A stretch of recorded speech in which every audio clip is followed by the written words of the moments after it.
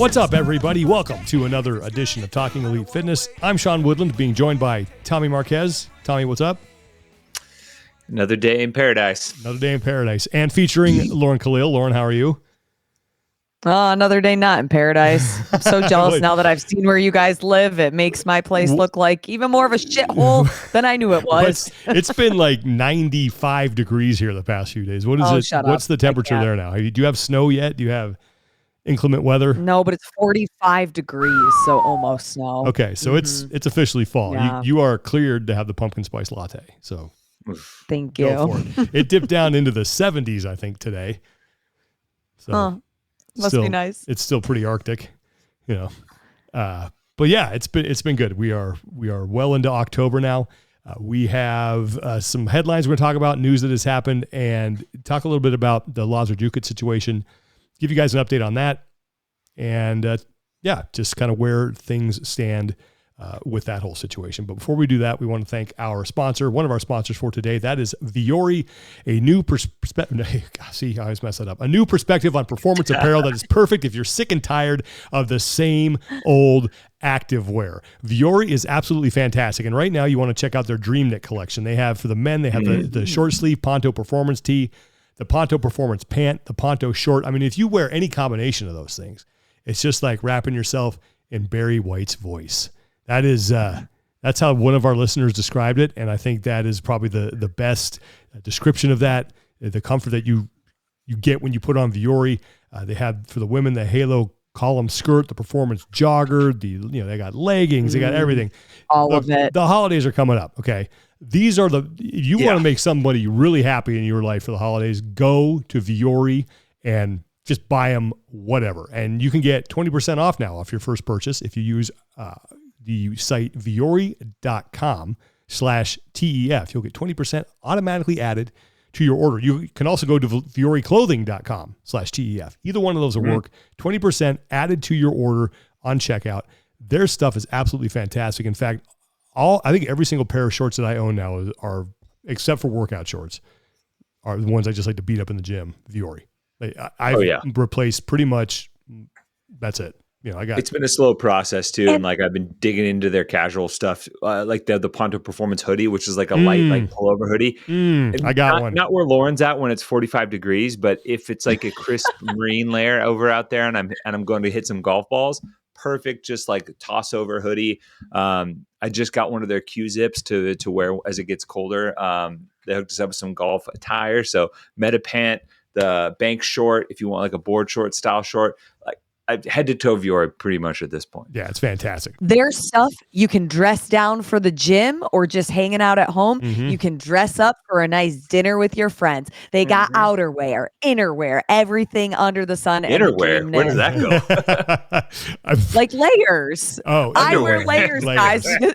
Innerwear, yeah. Ogres have layers. Onions have layers. Lauren has layers. Also, if you're someone who's got to do like business casual stuff, if you're a guy, the AIM pants, like fantastic. You wear those, you can seriously go work out in those things. They're awesome. So vuoriclothing.com or vuori.com/TEF, either one, 20% added to your cart at checkout. Okay, let's get into the headlines. Big one happened this week, and that was Roman Khrennikov, who took to his Instagram page and announced that he is more or less taking the rest of the year off. I'm trying to pull it up right now on Instagram. He said that he's had, let's see, I'll share this to everybody if they're watching. He has an injury that he's dealing with. Now, he did not specify what the injury is, but he said, I want to inform you that I won't be able to participate in 2 tournaments I had planned, the Rogue Invitational and the Dubai Fitness Championship. I sustained an injury during the semifinals and aggravated it while preparing for the games. As a result, my training didn't go as planned. My team saw how difficult the process was for me. I knew my chances at the games were slim, but I still chose to compete. You saw the result. After the games, I took a month and a half off, to recover and agreed to participate in the Rogue Invitational and Dubai CrossFit Championship. However, when I resumed training, it became clear that my injury hadn't healed. Therefore, I've made the tough decision to skip both tournaments to fully recover and start the new season 100% healthy. See you soon. So I love seeing Roman at competitions. I was really looking forward to seeing him at the Rogue Invitational, given the field that was going to be there, but clearly making the decision for the long run and wanting to get healthy and be, good to go for 2025. Yeah. It's a bummer because you want to see the athletes compete at the highest level when they're healthy, but it's like there's been all of this buildup with Roman and getting to the US and the journey and then getting injured at the games last year. And like, we just want to see Roman compete healthy. So I just now can't wait even more until 2025 for him. Yeah. I spoke with Roman at Wodapalooza SoCal, and, I asked him, hey, are you going to, compete at Rogue, everything in line for that? And he was, he said, yeah. At this point, yeah, but it also goes to show that like you just never know like where these injuries have, and something that Brent and Pat said when we were doing some behind the scenes stuff with them at the event is like they had to be more forthcoming with their teammates than they ever would be as individuals, right? Like the first conversation they had when they all came into the gym was like, "Is everyone healthy?" No, but really, is everyone healthy? Because if you aren't, then we need to know so we can plan accordingly. We're not competitors right now, and I think most athletes, despite saying that they're healthy, might hold a little bit back. Or if they have something that's nagging or whatever, you justify it by saying everyone else is going through the same thing. And the full extent is rarely fully known until after the fact. Or it comes to a head like this where there's no choice, but you have to make some tough decisions for big competitions and big time paydays like Dubai and Rogue. Yeah, it's funny because I kind of reminded of Ricky Garrard. All like he shows up, he finally gets here, he qualifies, and he had the suspension, and then he's got the injury, and we haven't really gotten to see him consistently at 100% at the games, and now Roman is kind of mirroring that a little bit. But that's go ahead. Yeah, that's tough, and Roman hasn't had the most success at Rogue either. In the last couple of years. So, maybe he figured if I'm not feeling 100%, maybe it's something I need to step back for because, his eyes are still on, eventually trying to get back to the games and win.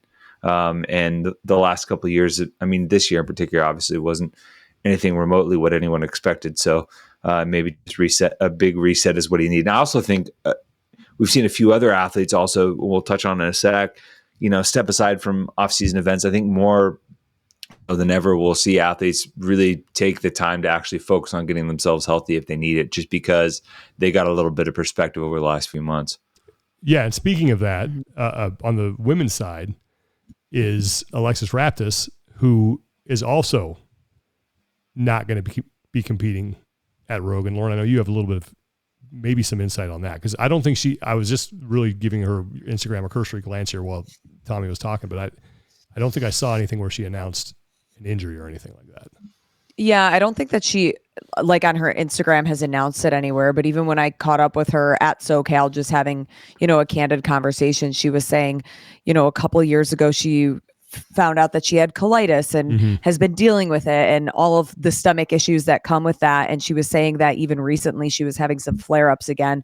So it's unknown whether that's specifically why she's not competing at Rogue, but that poor girl, she has been through the ringer when dealing with that and trying to figure out, what medications work and what food can she eat. And, nutrition is a huge part of being a professional elite athlete. And if you can't keep anything down, that has huge effects on what your performance is. So hopefully she's getting, the care that she needs and on the right track to figuring out what's best for her and her body. I grew up with a guy that had that, and it was brutal, man. Like it's gnarly. Yeah. You see variations of like really chronic stomach and intestinal stuff. I don't know if you guys follow UFC, but like that's what derailed Brock Lesnar for a while, diverticulitis. And I've had some other people with versions of ailments that are dormant for a while, come back, dormant for a little bit. And it's this constant like trying to adjust, and it can end.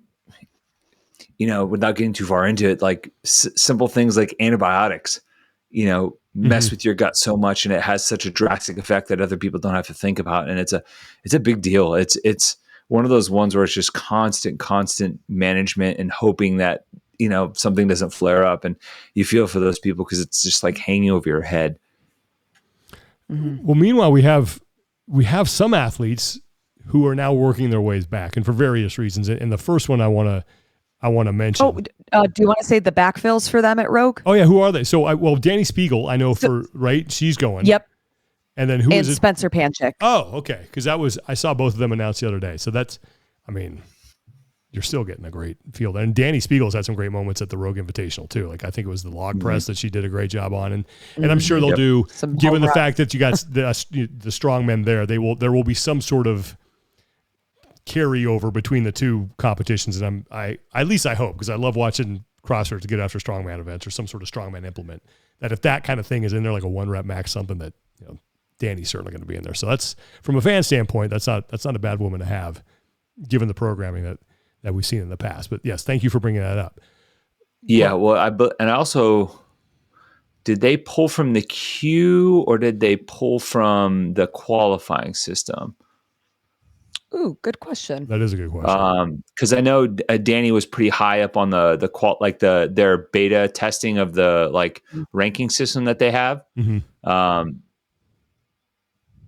Because it looks like they maybe pulled from the qualifying system, because Danny didn't look like that. Yeah.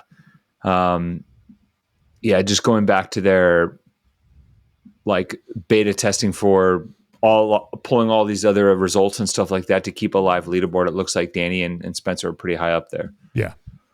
Either way, still two great choices. But let's get into some athletes who are working their way back. Lucy Campbell, who we have not seen in competition for a while, got on the competition floor, and we've interviewed her. And man, you want to talk about someone who's just been through the ringer, dealing with that. Her wrist issue is crazy. I know, when she crazy. Had that interview with us and went into it, my mind exploded. Yeah, I mean, she's had, I think, multiple surgeries, right? Mm-hmm. And the setbacks after setback after setback after setback. And we got to see her on the competition floor this weekend. Did you see she did the Dex Hopkins clean? That's what I'm labeling it as now. Oh, did she? That's with the one arm out there? The catch with the zombie one arm one. Good for her. Where exactly was she? Because I'm sorry, I haven't been up on the Marbella. I believe that's was Marbella throwdown, right? Yes. No, I don't care honestly, she could have been in someone's backyard. It's just great to see Lucy back on the competition floor. And she wrote, and this is a great shot of her, just a big celebration. If I'm not this passionate, I'm not doing it. But this weekend was not about the win. It was about the year we didn't even know what was wrong. It was about the surgeon who insisted it was just inflammation and shoulder instability. It was about the other surgeon who told me they couldn't fix me and found to find a new sport. It was about the canceled appointment as I was at the airport to fly to a fifth surgeon. It was about the faith we needed to take a risk on a not well-known surgeon. It was about the 2 years of not knowing if I'd ever have a largely pain-free wrist, let alone get back on the floor. It was about the times I'd cried to my coach not knowing if certain movements would ever be doable. It was about sponsors moving on and worrying about money. It was about the times I've been frustrated and not being able to demo things for members. It was about the days, months, and years of dealing with uncertainty and knowing that the only way was through. But it was also about the cheers I heard in the crowd, about the incredible support from the unexpected places and the people it came from, about the sponsors who stuck by me through it all, about the CFN members who've seen the full circle. It was also about my family, friends, and coach who've seen my lowest and ugliest moments. It was also about showing that if you love it enough, you'll find a way. That is a very good summary of just this long winding ordeal that Lucy Campbell has been through to get herself just close to being back to fighting shape, and love the fact that she finally got back out there. Yeah, that's just the laundry list of speed bumps, road blocks, potholes along the way. It just, you can't help but feel for it. And she's an awesome human being, and I've always enjoyed chatting with her and catching up with her, having her in the booth sometimes at events. And she's been great.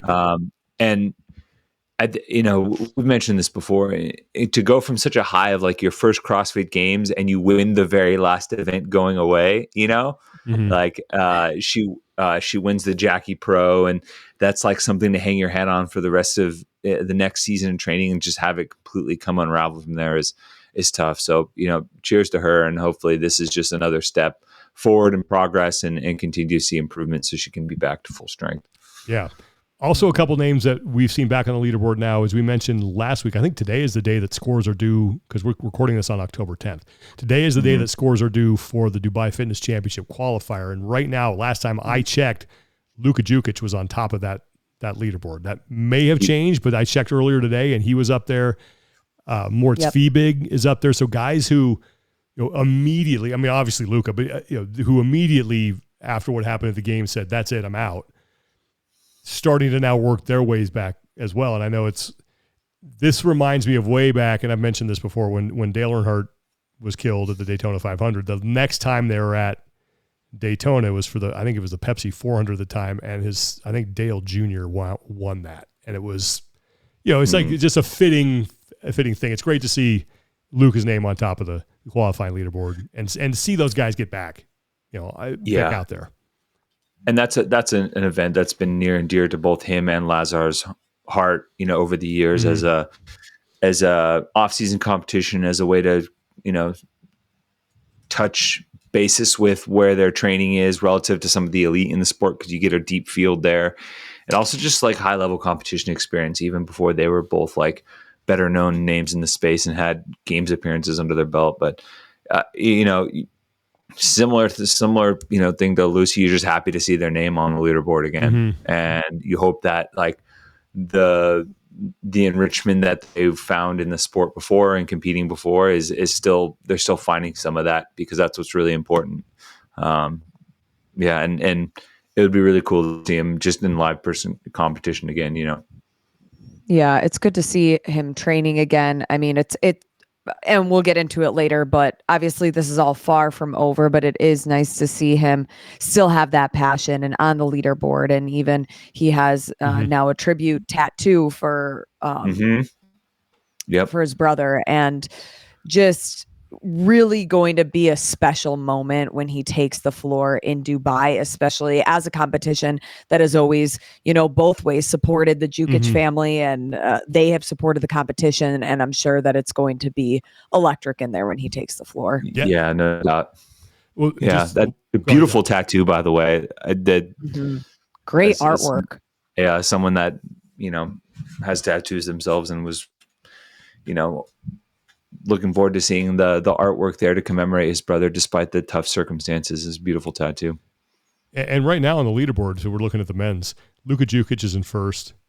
Georges Karavis sits in second. And Moritz Fiebig is in third, followed by Pedro Martins and Benoit Boulanger. And then on the women's side, Big Braun is on there too. Yeah, Braun Language is out there. Jamie Simmons, Andrea Solberg, Elena Karatala-Sanahuya, Gabby McGowan, Annika Greer, Elisa Fuliano. That's a solid group right there. So, and Moritz and Braun both competed last weekend as well. And I believe both won. What competition was that? It looked beautiful wherever they were. Yeah, it was like, there was like a Ferris wheel in the back. Yeah, it was like the diamond. It was like the sapphire. It had a really like ritzy name, so it looked cool. And but good to see them back on the competition. Same with like just like we said, like same with Moritz too, because obviously he was one of the athletes that withdrew along the weekend, and had a very emotional moment sitting next to Lazar's chess piece on the finish mat, and that these athletes are able to kind of start to work back into the fold is an important step, and hopefully like it's never like fully healed, right? But working to some sort of healing that's sufficient for them. What are the dates again for that? I know it's in December. Usually Dubai is, right? Yes, I'm efforting that. It's usually the second weekend in December. Okay, let me find it. I'm looking on their Instagram page. See you. The 6th, 7th, and 8th. 6th, 7th, and 8th of December. Yep. Okay, cool. Looking forward to that one. That's always like, to me, as much as Wadapalooza in Miami is always kind of the beginning of the year for me. Dubai is always like, this is the last one. This is the end of whatever, now we're moving on to, now we need to start talking about the Open and all that stuff. It always kind of has represented the end of the season to me. So that'll be a fun competition. And I think given the fact of, like we mentioned, who's in it and what it means, it could be even bigger this year. Emma Lawson and Jack Farlow dipped their toe into the Hyrox world. How'd they do? 5th. And they competed as a couple, Not right? too shabby. And they said, and they were like, they even said, like, we got off to a slow start, but we're picking up the pace and we're starting to go. Like, it's interesting. I would love to hear from. We should check in with them at some point because I'd be curious to see how the pacing was for them relative to like a typical CrossFit event, right? Like, you're doing all these different movements, all this running, all this like moving and shaking over the course of an hour, and it's just got to be a different vibe for them because even on some of these highlights, I'm like, do those people know how like I know just right? broadly fit these people are, But it's cool to see them throwing down together, and obviously it seemed like they had a blast, which is important, and like getting outside the box a little bit and doing something different and competing. I don't know. I want to sign up for a race for sure. I think you do great. Like I think where I might try and convince Julie Marquez to do one with me and do a little. Boy. La Familia Marquez men's doubles event. I remember when I first met you guys, I really did think you were like cousins or related or something. But anyway. Long lost cousins. Sean, do you want to do a Hyrox? Hell no. I don't want to run that much. Yeah, that's how I feel. No, but there's too much running for me. Yeah, and here's the thing. The fact that if you want to test your relationship, go compete with your significant other on the same team. So I'm glad that, just from what's posted, looks Tommy, like, would you everything and went Tiff okay. ever do one? You'd have to convince Tiff to do it. She's kind of like Sean. She doesn't like running. She likes like, I don't know, lifting and machines and I don't know. I would. We're based on the results that I have so far from us being on pickleball and spike ball teams. We're both highly competitive. So like we get the D1 athlete. We kind of get into it a little bit. Yeah. I mean, like I think my wife held an NCAA record at one point for most consecutive home runs in at bats. So she throws down. And so I think as long as I felt like we were on a relatively even playing field and like had a good understanding, sure. Does she get fired up? Has she, maybe given me a little earful over a bad pass in spike ball? That also may be true. Yeah. But you know what? Here we are, and we're about to play the ultimate spike ball. Oh, that sounds weird about having a kid. That's the ultimate spike ball game. Yeah. Well, interesting reference. The ultimate display of teamwork, I guess you could. Yes, exactly. There you go. All right. Well, yeah. I don't know if my wife. We used to have a rule at my gym, at my affiliate back in the day. No, like if it was a partner workout, no married couples could be partners. You had to switch it up because we had some domestic disputes. Yeah. Yeah, domestic disputes is to put it nicely, and I'm like, whoa, yeah, it's just a workout. Let's go. Let's calm down here. Like other stuff starting to leak into the argument, I know it sugar away. It starts to get, it does. It starts to get personal very fast. Like that, because right where the weak spots are with your significant other. I know. I could set my wife off like that. If I say that, no. Not even going to risk putting myself in that setting. One thing that's been nice to see as we move on to the next thing is that a lot of people have everyone wants CrossFit to do more media, put out more stuff.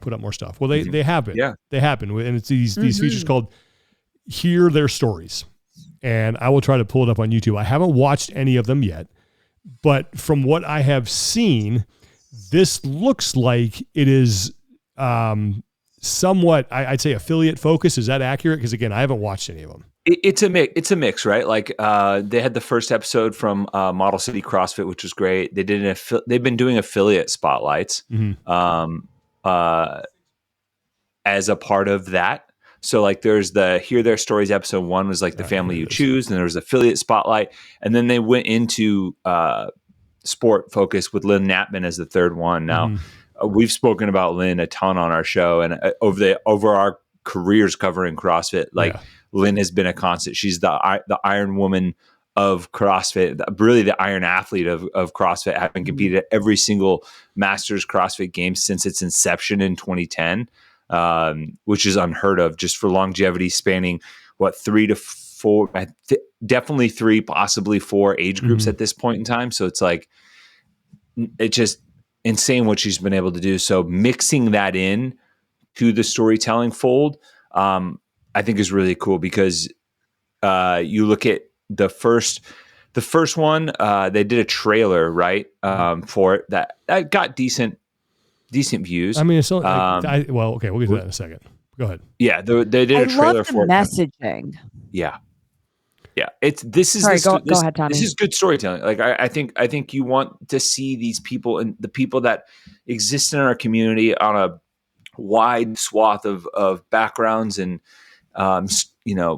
histories and what brought them into an affiliate, what brought them to CrossFit, and ultimately what does fitness and the pursuit of being better look like for them.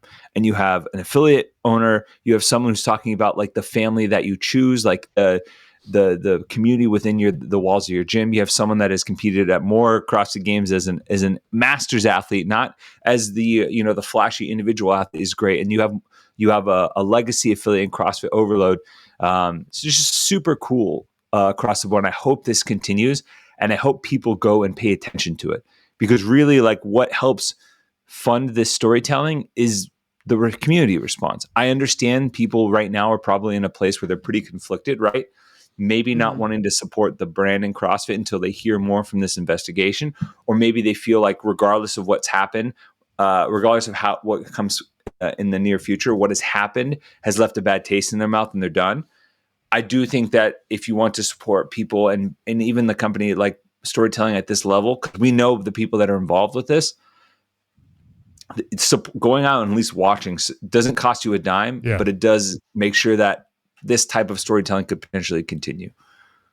And sharing it on your social media too, like the post that they had that they clipped for social that drove you to the YouTube, that just talked about, it was a bunch of different, everyday gym goers that were just talking about, you don't need to be fit to start CrossFit. And I think that messaging is so huge, and just sharing that simply on your Instagram. I mean, I know I have a lot of people that follow me that do not do CrossFit. And if it can drive even 2 of those people into a CrossFit gym, I mean, that's really just helping the methodology more than anything. And interestingly enough, Don Fall at the Affiliate Summit said that they're going to start investing heavily in media and telling the stories of CrossFitters on YouTube and IG. And I think this is the result of that. Yeah. And so full marks for doing that. What was that? I said full marks for doing that. Yeah. Cause it's been a touch and go thing, right? Like,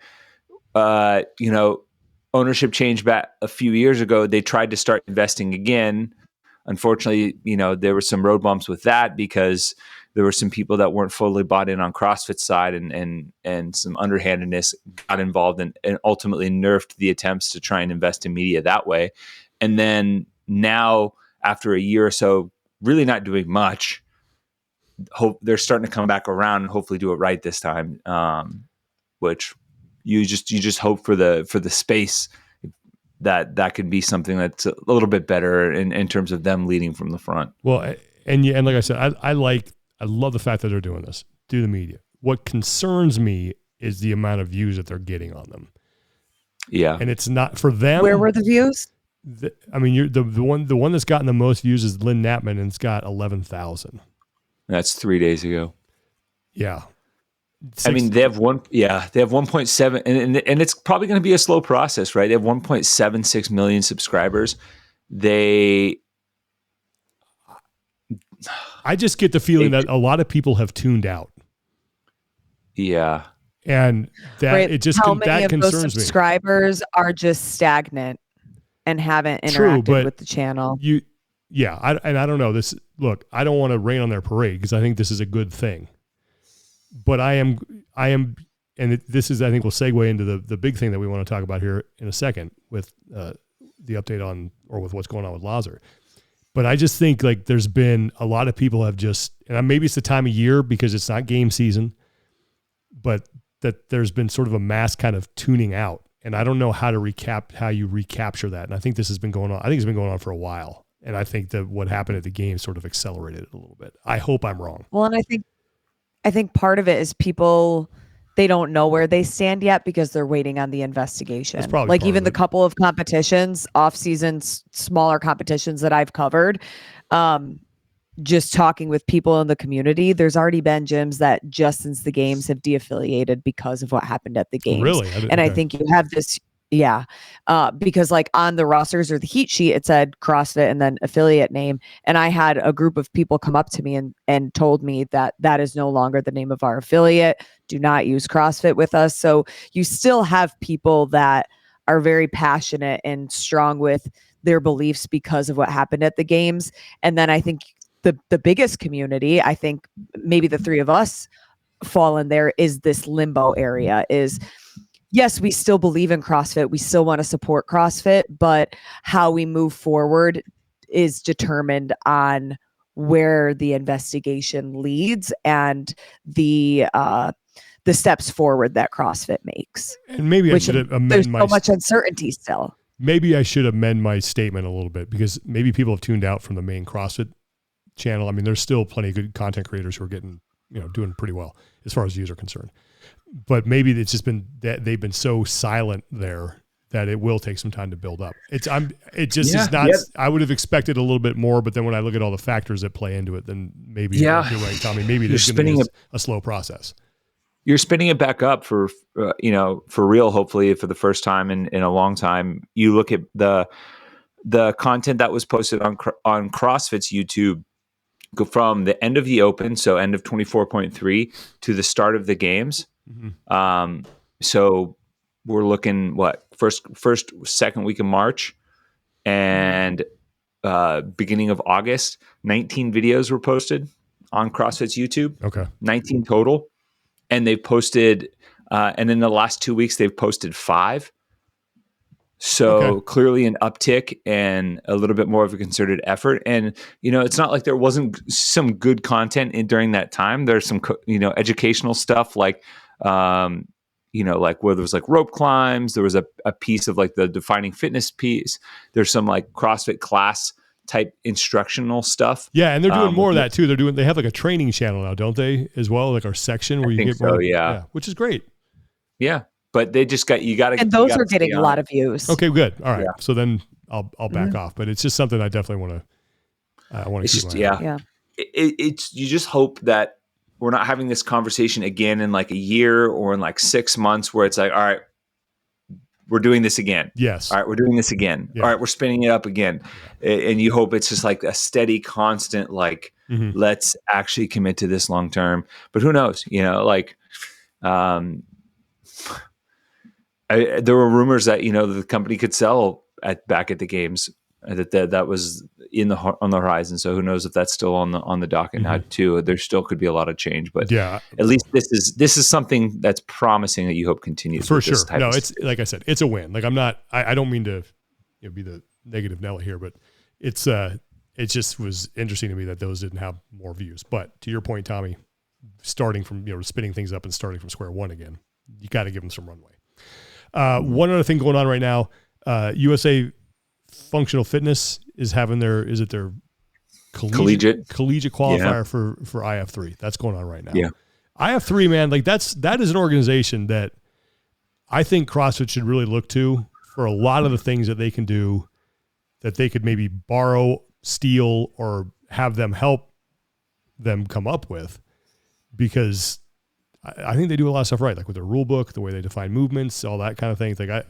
But anyway, I like the IF3 a lot. I think they're doing a good job of building some momentum and maybe one day getting into the Olympics. But that's that collegiate qualifier is happening right now as well.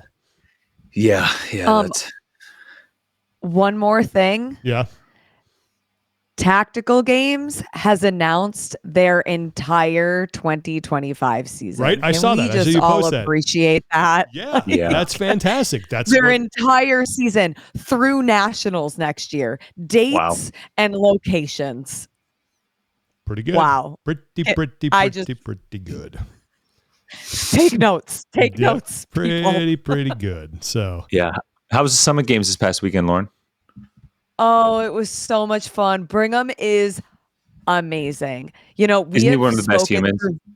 Yeah, and I knew he was a great human just from the voice notes that we've exchanged, and you can just tell in somebody's voice and delivery. But it was like we've been these virtual friends for the past several months, and then you meet somebody in person, and they are everything that you imagine they would be. He is just one of the most genuine humans, and his wife Katie was amazing, and they just want what's best. Sarah's his wife. Sarah. I'm sorry. Sarah. It is Utah. Yeah. Oh gosh. Oh. Okay. I'm sorry. God. My apologies to you. Sarah. She is lovely. It was a great event. Some awesome athletes and just so well run and just great people. Yeah, that was formerly the Iron Games. There's been some shifts in that, and they're trying to establish themselves as a new brand. I know you were out there. I was hoping on being out there, but I'm on travel lockdown with the baby now. So, yeah, you're in the. There you go. Baby watch. It's like sweeps during TV when you couldn't go on any vacation. Tommy's in sweeps right now. Oh, remember sweeps? Sweeps. You just gave me PTSD. I know, right? Sean, it was. Let's see. It was November, February, May, and which one? And July. And July. Yeah, but July was always a fake sweeps. It was always like for whatever reason, nobody took it that serious. No, and then what we had, and first of all, let me say this: if there's anybody in Florida watching, I hope you're all safe, and I hope everything's okay. Yes. Because we had hurricane season, and that was like our weather department was on lockdown during hurricane season. But we also had fair season. We never had that. But what? You cannot travel during the fair.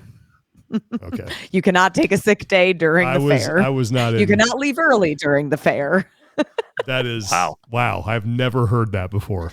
Fair season. Yeah. But seriously, so Tommy, sweeps is the quarterly ratings period for TV stations. So when you see like the big Barbara Walters sit down interview with whoever and the deep dive investigations, they are always during ratings periods. February, November, June, May or July. Those are all the big. That's when like new seasons start. That's when networks really pump up their numbers. But anyway, I just want to say a special hello and thinking of you to everybody in Florida. What's going on down there? I texted a little bit with our buddy Wex. I think he's doing okay. They don't have power, but sounds like his family more or less got through this unscathed. I think he said, was it Tropicana Field? Like the roof came off, like it just got blown off. Now they like some serious damage. I hope everybody's okay. But just wanted to throw that out there. Yep, for sure. Before we get into the thing that we're going to spend, I think the majority of the show talking about, or at least the last part of the show here, we want to thank our other sponsor for today, and that is Thirdsy, the PM recovery collagen drink that is an absolute game changer. It tastes awesome. It's got great ingredients in it. It doesn't have any melatonin in it, so it's not habit forming. It's got GABA. I mentioned two things. GABA. It's got L-theanine in it, magnesium, all these ingredients that are in collagen that are in there to help calm your central nervous system, help you get asleep, make you look younger more quickly, and stay asleep and wake up feeling better. It's not that going off the rails. Anyway, if you, I didn't take it before this episode because I feel like I blacked out last week. You could see it last because we're recording at night now. Yeah, you could see Lauren slowly just dipping into the Thirdsy stupor. I don't want to call it a stupor, but Thirdsy comfort zone to where you're ready to go to sleep. Yeah, but I thought she painted her eyes on the outside of her eyelids so she could start to nap and we wouldn't know the difference. Doing that's Sean Woodland at 4 p.m. to her. But if you go to Thirdsy.com, use our code TEF, where you can scan the QR code on your screen, you'll get 20% off. This stuff is fantastic. If you're looking to up your sleep game, it absolutely works. I'm a horrible sleeper. I don't get enough, but the sleep that I am getting thanks to Thirdsy is a lot better. And when I wake up in the morning, it doesn't take me as long to kind of get going. I'm not in that, oh God, I can't get out of bed right now. I have to. Yeah. I'm like pretty ready to go. You're a great sleeper. I would say I'm a great sleeper, but I can still use it to help like buffered my REM and my deep sleep, because that's where once I come out of the initial like bump, I don't tend to get back to REM and deep sleep very easily. I stick in that like light sleep for a long time. And what I've noticed with Thirdsy is like I have that initial drop where I'm out, and then I stay there and I filter through my cycles a little bit better, and I wake up feeling better, especially after like heavy training days too. Yeah. It's a fantastic way where I feel way more refreshed and recovered if I've had some heavy training days, or if we're getting to the tail end of a cycle where, we're beefing things up. Yeah. Thirdsy.com. It helps my recovery score too. It does. That's true. Thirdsy.com. TEF is the code. You will save 20%. All right, what we wanted to talk about today, and some people have been posting about this on social media, and Carolyn Lambre was one of them. And the more I read the stuff that she puts out, the more I talk to her, the more I just become a bigger and bigger fan. Mm-hmm. But she wrote October 8th marked the 2-month anniversary of Lazar's death. The day before that, I was speaking with Controlled Strategies, the company hired by CrossFit to investigate Event 1 of the 2024 CrossFit Games. It took me 3 to 4 weeks to set up that meeting after receiving their contact information. I know everyone wants answers now. I do too, but I also understand that everyone is living with this and will be ready to speak at different times. The meeting went well, but I was nervous about reliving and discussing that fatal morning. To my fellow coaches that were there August 8th, your insight will be invaluable. If you are on the fence, like I was, about sharing your experience of Event 1 with them, DM if you want to know more about mine. P.S. to all the fans, please remain patient and respectful. We all love the sport. No one wants to see it go away. But when NFL players realized the health risk of concussions, they didn't demand tackles be removed from football. It was better return to play protocols and improved helmets that came out of it. In F1, the halo was created, not slower cars. Run off tracks, better sausage curbs, and destabilize the car less, etc. Look at the history of any sport, and you will see an evolution. Athletes do not ask to make their sports less entertaining. They demand to make it safer for them to take risk. Those that precede the current generation of athlete in any sport pave the way for them to enjoy what they have now. Things will never be perfect. Progress over perfection. But at some point, mediocrity and status quo is no longer acceptable. It is time for our sport to evolve. It is not survival of the fittest, but of the most adaptable. CrossFit has ingrained this ability to adapt in all of us. Isn't it time they did too? As usual, I will leave the comment section open. Please share your thought. Feel okay. But anyway, I thought that was a great post from Caroline, about how it's going to take time. And like I said at the top of the show, I thought this would be done by now, but it seems like, and this is a good thing, this company that Carolyn mentioned that is doing the investigation, they are doing a very thorough job here, and they want to talk to everybody and anybody who is willing to speak with them. Yeah. And, I think the general sentiment online has been like, hey, it's been, a couple of months now, when are we going to actually get to some results? And I think, and I can't remember the exact moment, but I don't necessarily think that like CrossFit did themselves any favors. I remember hearing some discourse about like, hey, we're going to be super transparent. We're going to have, results fairly quickly. And when you say that, I think if you go 2 months and nothing, that's, you start to get the crickets, and everybody starts to be like, well, I should either be hearing something about where they are in the process, or I should have results, and I have neither. So while I do think that CrossFit could maybe boost the transparency a little bit here, like let us know, like, hey, we're still going through all of this. We're still, we're still waiting on this and that, and like, where are we on the interviews?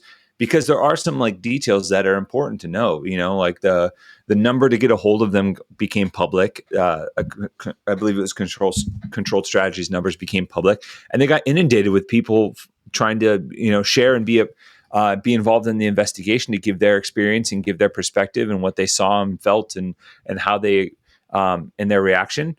And that is going to draw out the process. And it would be nice to hear that from them or CrossFit as those things unfold, right? Because that, to me, it would be a step in as an act of good faith to show like, hey, we're going above and beyond to show this and let you know where we're at, to start to follow through on our promises. Yeah.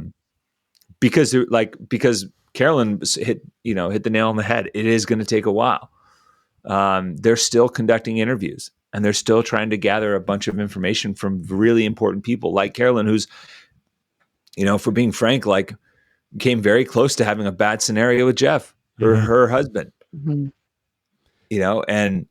or fiance, maybe. I don't know if they're officially married, but either way, they're her partner and her athlete and her partner in this life. So it's tough. I hope that people who have been hesitant to talk do talk. There's been some responses in the comments, like Mike Halpin, who did a detailed minute by minute report on that first event and the things that unfolded. I got to speak with him as well, and I'm glad he was able to go have a chat with him and share his experience as well, because I think the more information the better. But yeah, it's I think that comment from Carolyn maybe puts it in perspective that we have to shift our timelines a little bit, right? Because we're now into the holiday season, and I think that means maybe we might not have all of the results that we want, before Thanksgiving or before Christmas. Still possible, but I think the data collection might be a little bit larger. Lauren, I have a question for you, because you were at you were at the was it in Salt Lake at that Iron Game event. Were people still was it still a huge topic of conversation? Were people still talking about it? What sense did you get? People were still wearing Lazar's jersey. Mm-hmm. But was it there? Was it very top of mind? Were people stopping and talking about it, talking with you, talking with each other?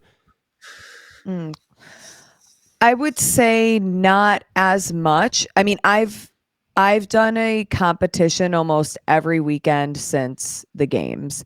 And I would say every single one, his name is brought onto the competition floor, whether it's a sign, whether it's a jersey, whether it is somebody who stops and just something as simple as, "Oh my gosh, I'm so sorry that you were at the games when this tragic thing happened," or "What was your perspective?" I mean, a lot of people want to talk about it because it helps with the grieving process and even just having understanding from being there versus not being there. But it's definitely not talked about, I think, as much as, when we're around the athletes that were there. I think about being in SoCal and even Brent just saying, wow, it's nice to be around people who can smile and enjoy competing again, because we're all, and those athletes specifically are all so connected now because of what happened, that then you get this other pool of athletes that,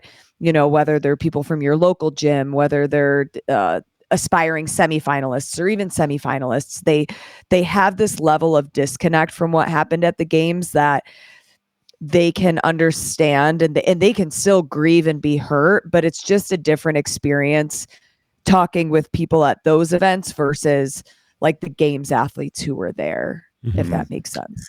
Yeah, it's even for whether it's the gym or going to events or talking with people that are out and about in the community right now. I think we're at a point where any discussions around it, because people are still talking about it, but they're doing it in a very I don't want to say casual, but I call it fishing, right? And it's a very common response when you're dealing with traumatic circumstances and you're waiting for information, and people there's a vacuum of information that people are trying to fill or hoping to fill, where after a certain point you've started to go through the grief process and you've started to build yourself up back emotionally, physically, and you will drop these lines out there, be like, still no word on the investigation, huh? And that's you fishing for information, almost as a way to see, is there something for us to really dive into this subject? If not, let's just leave it, right? Let's just reel it back in. And I think that's the point that we're at. People will be like, "Oh, nice jersey." They see the jersey and they're like, "Huh, have anyone heard anything about the investigation? No new information. All right, not going to dig into this again," because you don't want to almost reopen that wound. If that makes sense. So I think until we get something more concrete, it will remain that kind of very top line, but very shallow type of conversation thing where you might touch on it, hopefully maybe get some information. If not, back off. kind of thing. I would say a comment that I've heard multiple times. I wouldn't say a ton, but maybe 4 or 5. A conversation in the sense of, hey, what are your plans for next season to, semifinal bubble athletes? And all of their responses have been, well, if there is a season next year. So that's a common sentiment I've heard. Well, and that brings me to my next point is that I wanted to talk about is like how late is too, and what's the deadline here? Because I feel like this in the results of this investigation and the impending decisions are going to have a giant impact on what the season looks like next year. Now I could be wrong about that, but it feels like I feel like things are going to change. And this goes all the way back to Dave saying earlier in the year how the Open's going to matter again in 2025. It's that table was already kind of set. So then CrossFit's at a rock and a hard place because we want more transparency. I alluded before, wow, tactical games, we finally can see their entire season. We want that transparency and that forward thinking and pre-planning from CrossFit. But how can CrossFit do that right now if we don't have the results of the investigation? Well, they can still plan a season. They can plan a season.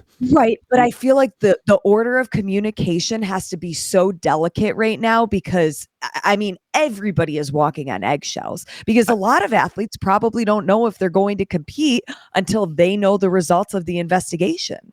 I think I tend to agree with Lauren on this too, because and even looking at the discourse, anytime CrossFit or the games post something, it's like, where are the results? Why haven't we heard anything yet? And I guarantee you, if they put out the full season schedule right now, if they had it, people would be like, well, why does this matter if we haven't even gotten results from the information, right? It's like, it's triaging the importance of like, what's most important right now? What do we need to hear? Especially with the PFAA's demands still hanging out there and no formal response really. Like there's a lot bigger fish to fry in this scenario than what, and it's still important. Dates for the season and getting stuff out there is still important because if you don't do any of it right, like, if you don't like do basic maintenance of your house in times of crisis, you're going to come back to just chaos. Once things do clear, if everything does fold out in a way that's agreeable to a lot of people, then you still have a season to run. So it's a very weird spot to be. And I imagine there's a lot of the wheels kind of churning and turning behind the scenes that most people aren't aware of. And we're just not hearing of it, but they're going to keep that information close to the vest until the bigger, more important stuff comes out. Because really it is more important. Speaking to Tommy's point about CrossFit not having any type of response to the PFAA's demands, it is a bit disheartening that there hasn't been any type of statement or announcement, and not even that they agree, disagree, indifferent. Just, hey, we have received these and these are the steps that we're doing. Stand by for more info. You know what I mean? I'm writing it on the fly in my head. It's the accountant email that says received and that's it. Yeah. You're like, all right, got it. Right. Because right now it feels like they've just been left on read, and you see that they read the message and now it's a little bit awkward and you're doing that dance. And I do appreciate that they could have lawyers or people telling them, do not say anything. Like I think you are kind of at this chokehold right now. But if I can wipe out that noise, I just want to know that they've received it and they acknowledge it. Well, I would expect I thought Dawn would be doing like regular updates here. Because he came out and they did the video that's got like 73,000 views about the investigation. Like, why not come out every week? Like, hey, here's where we are. And even that might run astray or afoul of whatever your legal team is telling you, because it's the people that we're used to hearing from over. Like Dave has not done a weekend review since before the games or during the games. He hasn't done one of his videos. He's posted some things on Instagram, but he's not done anything. It's been relatively quiet over there. I'm really, and I am with you guys. It's like, there's this weird, like there's this order of things that need to happen, but the longer they wait to do step number one is like, just to me, guaranteeing more chaos for down the road and what this is going to look like. The earlier the better, but they do need to be thorough. That's where, and as Carolyn said, and she wrote it so beautifully. Yes, and I agree you don't want to rush the process. We should be patient, but also being aware that there is a timeline as we have the season looming on us. It's like move urgently, don't panic, kind of thing, right? Yeah, move with urgency, not with not panicking. That's the only way I can describe it. But yeah, it feels like it's been, the super skeptic in me is saying they're just going to ride this thing out, wait for all this other stuff that's going to happen that drowns out the news cycle. I mean, we've got an election here in the United States. It's going to take up a lot of, everyone's going to be focused on that. Got the Rogue Invitational, that the community be focused on that. We got Dubai coming up, all this stuff. And it just seems like. But do you think Luca's family isn't thinking about it? No, not at all. I'm just, that wasn't directed at you. Yeah. Just like, Luca's family is still thinking about 100%. It, and it's probably consuming their lives. And absolutely. If anyone, they're the ones that CrossFit has to answer to. Yes. Yeah. I'm just saying, maybe that, I don't know, that's a super skeptic in me, but then there's the other side of me that says, okay, well, maybe they are really trying to be thorough and get this right. And I don't, I'm a little surprised that, happiness is measured by expectations, and the expectations were that this was going to be done was a matter of weeks, that Don said. Now, technically 2 months is a matter of weeks. It's 8 weeks. I think a lot of people thought it'd be done more by now. Yeah.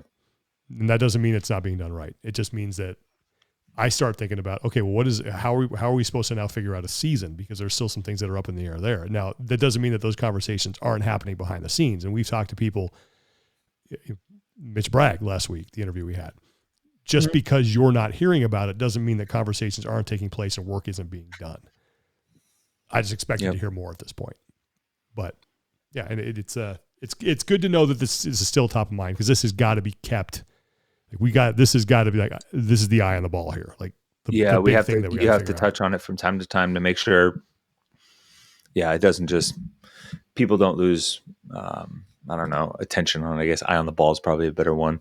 But yeah, you just want to make sure that you kind of refresh the topic a little bit so people don't forget about it or people don't move on. Yeah, and I think there's a part of me that thinks the longer we go, the less likely it is that anything major is going to change. That's the tough part, right? Because time heals all wounds to some extent, and it lessens the fire of, justice, I guess, if you will. Over time, people just start to ease off the gas pedal. And I think that's kind of what has happened a little bit here. Yeah. I don't know. Right now, I can feel tears welding in my eyes just thinking about this, and the athletes going into the season next year and even going to the games next year. What are those athletes going to feel like at the year anniversary of the games? And I know it's way down the line, but it's these are things that I'm sure athletes are thinking of when they decide whether they compete this year or not. Here's what, let me put it this way. I feel like if this had gotten done, whatever had happened, we dealt with the aftermath, and then that's out of the way. And now we can focus on whatever the season is going to look like. That would have been, that's in the long run, the best thing for everybody. But I, again, get the fact that we have to be thorough. We have to get this right. We have to talk to everybody who wants to be heard. I'm all for that. But there's just this, it's what are we going to do next year? We got other decisions we got to make. But this obviously needs to come first. Don't disagree with that. And Tommy, have you reached out to people at CrossFit? Have you heard back from anybody over there about this? I have. I've reached out. No updates yet. Okay. They said they kind of just nothing official yet. Still just waiting. Yeah. Waiting for information gathering, interviews and stuff like that to finish. Okay. I'm going to be really interested to see if there's more openness, more transparency, more communication, but I highly doubt it. I have a feeling this is something that's going to happen. It's going to be all at once, but we'll see. Okay. We have any community support we want to get to? Obviously, I'll mention again, all the stuff going on in Florida here in the United States with the hurricanes and in North Carolina. Please do not forget about them. If there's any way that you can donate or you can help out, please do. Those communities have been absolutely devastated. And I know there's some CrossFit gyms that have been involved in that as well. So please just help how you can. That's my generic community support for the day. Yep. All right. PRs, no reps. Ooh, do you guys have any no reps?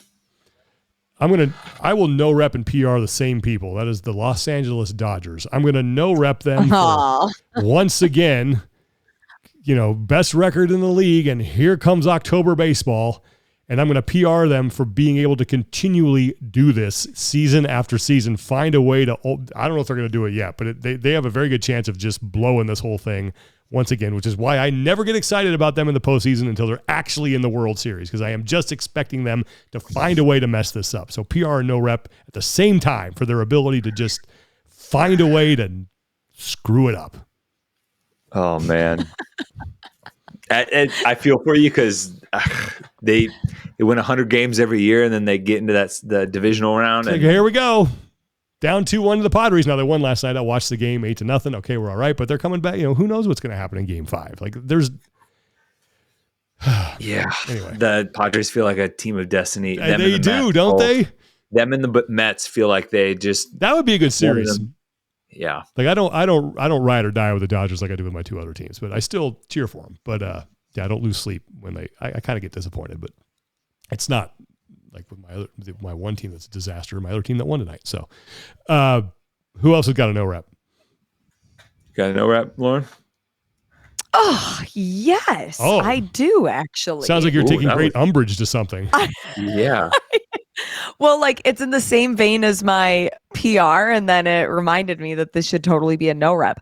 I am no repping the people that go to the salt flats in Utah and start a stick on fire to then burn their name in the salt flat. It's rude. That's a thing? Yes, apparently. And it just like aesthetically ruins it. Yeah, it will wash away eventually, but I was like, does it like endanger some, no, I don't know, salamander that we're not aware of? No, it doesn't. It's just annoying. It's just a minor. It's just annoying. To Lauren, the one time she's at the salt flats in her life. Yeah. Enrique had a drone and he got some really cool drone shots. But some of them, I'm like, who is this Melissa? Who is this Margaret? Why like, did it say eat come at on, Joe's? guys. Yeah, eat at Joe's. That'd be great. Yeah, that's a deep pull there. That used to be that's like a Bugs Bunny favorite. Tom, you got a no rep? I didn't. I was gonna no rep the Dallas Cowboys if they didn't win on. Ooh, that's big. I was thinking about you. I watched that game. I picked them to win that too. That was a painful game overall, but walked away with the Steelers. So half of my family is Steelers fans too. So take that evil side of the Marquez family. PRs? Yes. All right, we got. I'm going to PR Enrique for his. Do you guys know what light painting is? Yeah, I saw that on your Instagram. I don't know how that works, but it looks pretty cool. Long exposure. Okay. Yep. Yeah. So long exposure, it would give us like 30 seconds. So you click, take the picture, and then 30 seconds to finish whatever the shot is. And Enrique learned this on the fly. To do it, you have to write backwards. And this man, like, you must be dyslexic if you have this skill. That's impressive. How can your brain just teach you how to do it? And his font was so beautiful. It looked great. And that was actually, that's what I was most impressed with, his handwriting.